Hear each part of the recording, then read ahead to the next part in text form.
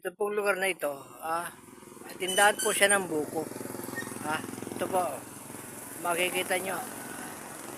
Ayan.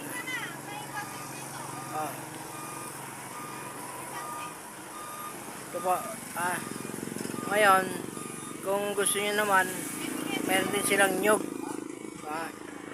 Ayan, ang nyog nila na binibenta. Tapos ito yung gadgaran. Ayan, kompleto sila. Ayan po.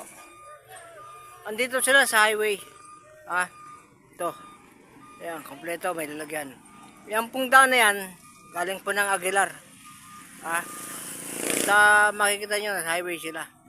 Tapos pagkatapos, kung dito naman, galing po ng bayan yan, ng San Carlos, Pangasinan. Kung bandang kaliwa siya, pagpakanan or Pistondo. Kasi ang dulo nito ay T na kalsada. Kaya pag nano nyo, may pakaliwa, may pakanan. Yung kaliwa, San Carlos City, Pangasinan, pakanan or Pistondo. Tapos muli ako babalik sa lugar na to, Aguilar. Maraming po salamat. Maraming po salamat.